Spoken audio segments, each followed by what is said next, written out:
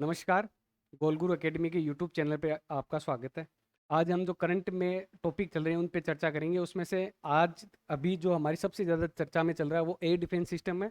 और जो air defence system सबसे ज़्यादा चर्चा में चल रहा है वो एस 400 एयर डिफेंस सिस्टम चल रहा है, जिसको हम S-400 है, जिसको हम सुदर्शन भी कहते हैं। ये भगवान कृष्ण के सुदर्शन चक्र के नाम पे इसका नाम पड़ा हुआ है। तो S-400 जो एयर डिफेंस सिस्टम है ये बहुत ज़्यादा चर्चा में है। ये क्यों इतना चर्चा में है, क्या इसके फीचर्स वगैरह है, और किस तरह कल रात को जो पाकिस्तानी मिसाइलों ने या जो भी रॉकेट्स वगैरह है इन्होंने भारत के 12 जगहों पे जो हमले किए थे वो हमले बिल्कुल नाकाम हो गए। तो किस तरह से ये एयर डिफेंस सिस्टम इतना मजबूत है कि इसने उन हमलों को नाकाम कर दिया और देश की सुरक्षा को एक बहुत मजबूती प्रदान की है। तो हम सबसे पहले S-400 एयर डिफेंस सिस्टम, या जिसे सुदर्शन एयर डिफेंस सिस्टम भी कहते हैं, इसके बारे में पढ़ते हैं कि एयर डिफेंस सिस्टम भारत में लिया कहाँ से गया है। तो ये जो S-400 एयर डिफेंस सिस्टम है ये अब ये रूस से लिया गया है। पर सबसे पहले हम एयर डिफेंस सिस्टम इसकी चीज़ें ज़रूरत क्यों पड़ी, तो हमें पता है कि जो पहलगाम अटैक हुआ था वो एक बहुत ही भयानक घटना थी। तो पहलगाम अटैक के बाद में भारत ने जो करा था कि ऑपरेशन सिंदूर के तहत पाकिस्तान में पाकिस्तान के अंदर जो टेररिस्ट इंफ्रास्ट्रक्चर था केवल उसी को टारगेट किया। और इंडिया ने अपने प्रेस रिलीज में ये चीज़ साफ कही है कि हमारा जो टारगेट था वो था पाकिस्तान में जो टेररिस्ट इंफ्रास्ट्रक्चर है उसी को निस्तानाबूद करना। हमने किसी भी पाकिस्तानी सैन्य ठिकाने को हमला नहीं किया, और भारत ने किया भी नहीं था, क्योंकि एक किसी तरह की भारत का केवल और केवल एक ही प्रतिबद्धता रही है कि हम आतंकवाद के खिलाफ है और आतंकवाद को जड़ से खत्म करने में पूरे देश और दुनिया को साथ लेने की कोशिश करेंगे। और जो भी देश आतंकवाद को शरण वगैरह देते हैं उन सभी देशों के खिलाफ है हम। तो भारत का जो ऑपरेशन सिंदूर था उसका टारगेट केवल एक ही था कि पाकिस्तान में जो भी टेर इंफ्रास्ट्रक्चर है उसको खत्म करना, और उसी के लिए कुछ टारगेट चिन्हित करके और बिल्कुल गार्डियर तरीके से वहां पे हमला किया। तो ऑपरेशन सिंदूर हुआ था। ऑपरेशन सिंदूर के बाद में कल रात की बात है कि कल रात पाकिस्तान, उसके बाद में पाकिस्तान तमतमाया हुआ है और पाकिस्तान अपनी तरफ से सीज फायर का भी बराबर उल्लंघन कर रहा है। इसी चक्र में कल रात को उसने कुछ भारत की तरफ मिसाइलें वगैरह दागी थी। वो कहाँ कहाँ दागी थी, एक तो अवंतीपोरा, एक श्रीनगर, एक अपने जम्मू हो गया, एक पठानकोट हो गया, एक अमृतसर हो गया, कपूरथला, जालंधर, चंडीगढ़, बठिंडा, लुधियाना, आदमपुर, और ये 3 जगह राजस्थान में है, नाल, फलोदी और उत्तरलाई। इन 12 जगहों पर गिरे थे। कल आज के अखबार में या सोशल मीडिया पे भी हमने कई जगह देखा होगा कि मिसाइल जैसा टुकड़ा खेत में पड़ा है, भुज में पड़ा है, जहाँ पे एयरफोर्स को उन्होंने दे दिया था बाद में जांच के लिए। तो सारी वही थे कि इन 12 जगहों पे इन्होंने हमला किया था, जो कि S-400 एयर डिफेंस सिस्टम ने नाकाम कर दिया। इसलिए देश में किसी भी तरह की जनहानि नहीं हुई। तो इसके बाद में एक ये रहा अपना भुज, गुजरात में। इसके बाद में कल शाम को या जो अपनी 8 तारीख है, 8 तारीख को आज दोपहर को 2:30 बजे डिफेंस मिनिस्ट्री का नोटिस है। उसमें यह कहा गया है कि हमने 7 मई को ऑपरेशन सिंदूर किया था, जिसमें यह था कि हमारा टारगेट केवल और केवल पाकिस्तान के टेरर इंफ्रास्ट्रक्चर को खत्म करना था, ना कि किसी भी तरह के पाकिस्तान की मिलिट्री बेस या आर्मी को निशाना बनाना था। परंतु अगर किसी भी तरह का वापस इस चीज़ में यह कि अगर किसी भी तरह का अगर पाकिस्तान वापस अटैक करता है इंडिया की मिलिट्री बेस पर, मिलिट्री टारगेट्स, तो इसका एक उचित जवाब भारत द्वारा दिया जाएगा, ये चीज़ कही थी। तो ये कहा गया ऑन द नाइट ऑफ 7-8 मई 2008 को 25 को पाकिस्तान ने भारत के कई टारगेट्स पे हमला किया, जिसमें अवंतीपुरा, श्रीनगर, ये 12 की 12 13 जगह हमने सारी की सारी बचाई है। और इनमें यूज़ किया ड्रोन और मिसाइल्स का यूज़ करके, जिसको न्यूट्रलाइज कर दिया गया भारत के एयर डिफेंस सिस्टम ने, S-400 एयर डिफेंस सिस्टम ने, जिसको न्यूट्रलाइज कर दिया गया था। और उसके बाद में टुडे मॉर्निंग, आज सुबह, इंडियन आर्म फोर्सेज ने टारगेट किया एयर डिफेंस सिस्टम को, जो पाकिस्तान का है, जो लाहौर में जो पाकिस्तान का एयर डिफेंस सिस्टम है, उसको पूरा का पूरा भारतीय सेना ने और भारतीय एयरफोर्स ने उसको पूरा का पूरा निस्ते-नाबूद कर दिया। तो पहले पहलगांव अटैक हुआ, पहलगाम के बाद में जो चीज़ हुई उसके बाद ऑपरेशन सिंदूर हुआ। ऑपरेशन सिंदूर के बाद में पाकिस्तान ने सीज फायर किया, और सीज फायर के बाद में कल उन्होंने अपने 12 जगह पे ड्रोन और मिसाइल्स वगैरह से हमला किया। और सीज फायर के बाद भारत ने वापस करते हुए जो लाहौर स्थित जो पाकिस्तान का एयर बेस डिफेंस सिस्टम है, एयर डिफेंस सिस्टम है, उसको पूरा का पूरा, एयर डिफेंस सिस्टम को पूरा का पूरा खत्म कर दिया गया था। तो ये ऑफिशियली डिफेंस मिनिस्ट्री का आज 2:30 बजे आया हुआ स्टेटमेंट है। अब जब चर्चा में चल रहा है कि S-400 एयर डिफेंस सिस्टम क्या है, तो इसी की बात कर लेते हैं। S-400 या सुदर्शन, सबसे पहले ये रूस से द्वारा लाया गया है, ये हमें चीज़ पता है और ये हमने बता दी।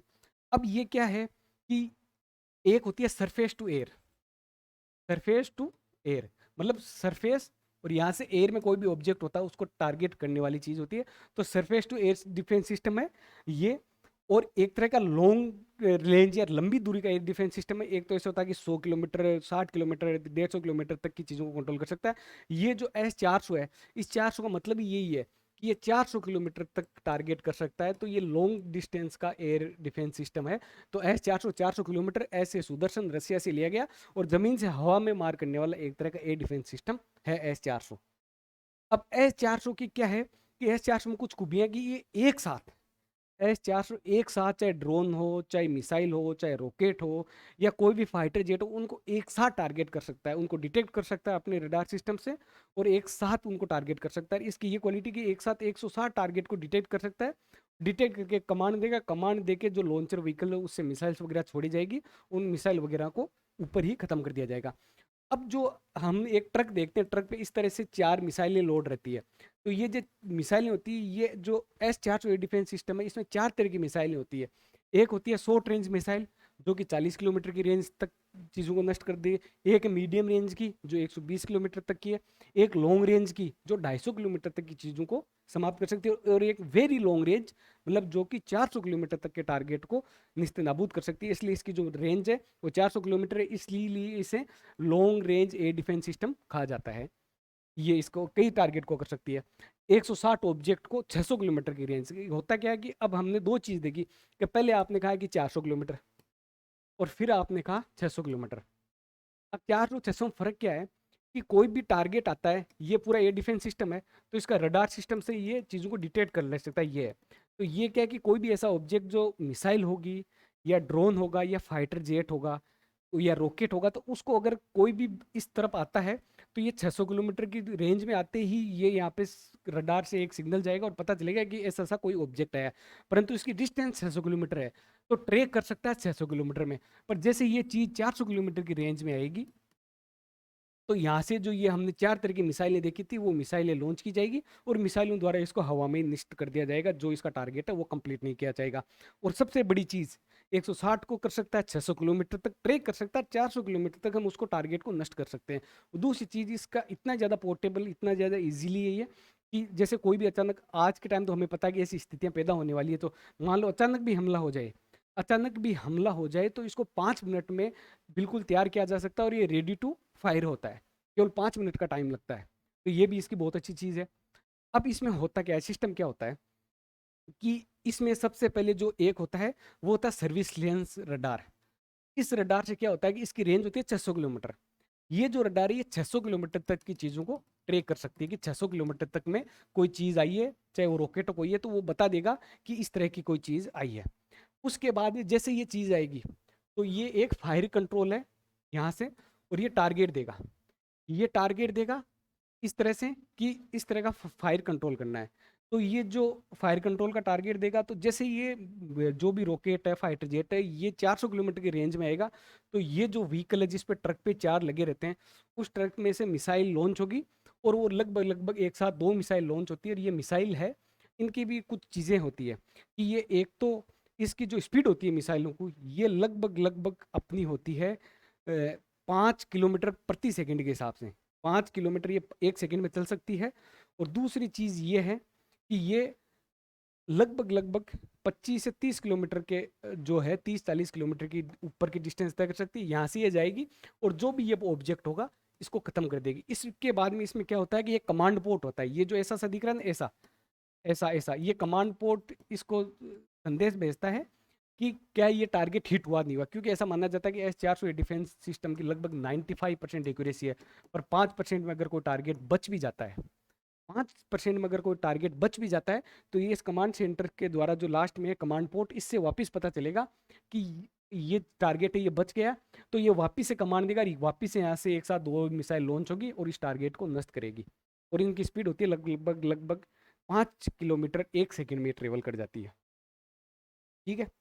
अब एक चीज़ है कि जैसे, हाँ, अब एक होता है कि जो हमने ट्रक देख रखा है, जो ट्रक है इस पे हमने देख रखा है कि 4 इस तरह की मिसाइलें लोड होती है। और ये जो एयर डिफेंस सिस्टम है, ये 5 यूनिट भारत ने रसिया से ली थी। तो उसी की चीज़ की बात करें तो ये 5 जो ऐसे ट्रक है, ट्रक पे ये मिसाइलें लॉन्च होती है, और इस ट्रक को हम कहते हैं लॉन्चर। जो भी ट्रक होता है ना, उस ट्रक को हम कहते हैं लॉन्चर। जैसे थोड़ा सा कोई साफ फोटो तो उसमें देखते हैं पीछे, शायद ऐड करना भूल गए। हाँ, ये देख लो ना, ये ट्रक है। इस ट्रक में 4 मिसाइल होती है, तो इस ट्रक को हम कहते हैं लॉन्चर। ठीक है, इस ट्रक को हम कहते हैं लॉन्चर। अब अब ऐसा कैसा होता है कि जब ये 4 ट्रक एक साथ यहाँ पे प्लांट हो जाते हैं, तो 4 ट्रक में कितनी होगी? 4 ट्रक हो जाते हैं तो उसको कहते हैं एक बैटरी। तो एक हो गया लॉन्चर जो एक ट्रक होता है, और फिर एक जब 4 ट्रक एक साथ हो जाते हैं तो उसको कहते हैं लॉन्चर। ठीक है, तो उसको एक बैटरी कहते हैं, ये 4 हो गए। ठीक है, उसके बाद में लगभग लगभग दो अगर बैटरी हो, जिसमें 4 4 8 ट्रक हो, एक ट्रक में 4 मिसाइल, तो टोटल कितनी होगी? 32 मिसाइल। 32 तो मिसाइल होगी, और 8 ट्रक हो गए, और एक ट्रक को हम लॉन्चर कहते हैं, एक ट्रक पे 4 मिसाइल है, तो टोटल 32 मिसाइल हो गई। इसको एक पूरे सिस्टम को एक रेजिमेंट कहते हैं। ये जो पूरा सिस्टम होता है ना, इसको रेजिमेंट कहते हैं। इसको हम कहते हैं एक रेजिमेंट। तो सिस्टम कैसा है, वापस इस चीज को हम थोड़ा बढ़िया से अच्छे से देखते हैं। एक ट्रक जिसको लॉन्चर कहते हैं, जिसमें 4 मिसाइलें होती है। ठीक है, और इस पे जो ये एक बैटरी होगी, जिसमें सॉरी 3 ट्रक होंगे, 4 नहीं होंगे, 3 ट्रक होंगे, तो 3 लॉन्चर। तो इनको एक बैटरी कहेंगे, और जब 6 ट्रक हो जाएंगे तो इनको कहेंगे हम, 6 ट्रक हो जाएंगे तो 2 बैटरी और एक रेजिमेंट कहेंगे। तो इस तरह की भारत के पास 5 यूनिट है। तो एक यूनिट में लगभग लगभग 32 मिसाइल है। तो 5 के हिसाब से लगभग लगभग एक साथ 160 मिसाइल ये लॉन्च कर सकता है, जो अलग अलग रेंज की बताई हमने। अब 160 मिसाइल, अब ये कहेंगे कि 160 मिसाइलें तो खत्म हो जाएगी, उसके बाद में क्या करेंगे? तो इंफ्रास्ट्रक्चर तो एयर डिफेंस सिस्टम का पूरा वही है जो बता रखा है, पूरा का पूरा ये, एक सेकंड, ये पूरा का पूरा सिस्टम। पर इसमें होता क्या है भाई, एक रेजिमेंट बता दी, एक रेजिमेंट में 32 मिसाइल हो, जो 5 ऐसी यूनिट्स ले रखी है। तो ये जो पूरा का पूरा सिस्टम दे रखा है ना यहाँ पे, पूरा का पूरा इस तरह के 5 ले रखे। और अगर ऐसे मतलब एक लॉन्चर व्हीकल से हमने चारों मिसाइलें लॉन्च भी करती, तो भारत में लगभग 1000-1500 एक्स्ट्रा मिसाइल भी भारत के पास ऐसी है। तो ये अभी चर्चा मेरा S-400 एयर डिफेंस सिस्टम है। उसके अलावा भी भारत के पास और भी एयर डिफेंस सिस्टम है, परंतु ये एडवांस्ड है और सबसे चल रहा है। जैसे और भी दुनिया के सबसे इंपॉर्टेंट एयर डिफेंस सिस्टम की बात करते हैं, तो जो यूएसए का एयर डिफेंस सिस्टम उसका नाम है थार्ड। और अभी सबसे ज़्यादा चर्चा मेरा इसराइल का एयर डिफेंस सिस्टम, जिसको कहते हैं आयरन डोम। आयरन डोम, ये इसराइल का एयर डिफेंस सिस्टम है, और थर्ड है यूएसए का एयर डिफेंस सिस्टम। तो ये सबसे एडवांस एयर डिफेंस सिस्टम है दुनिया के, इस तरह इस टाइम चलने वाले। कुछ short range air defence system भी है, परंतु ये क्या बहुत एडवांस है, अभी टाइम बहुत क्रूशियल चल रहा है, तो इसलिए हम अपनी बेस्ट चीज़ को ही वहाँ पे डिप्लॉय करेंगे। तो एक तो बाराक है जो कि तो हमने इसराइल से ली गई है, इसराइल से, इसराइल, ये तो हमने इसराइल से ली है। उसके अलावा एक आकाश एयर डिफेंस सिस्टम है, ये short range air defence system है।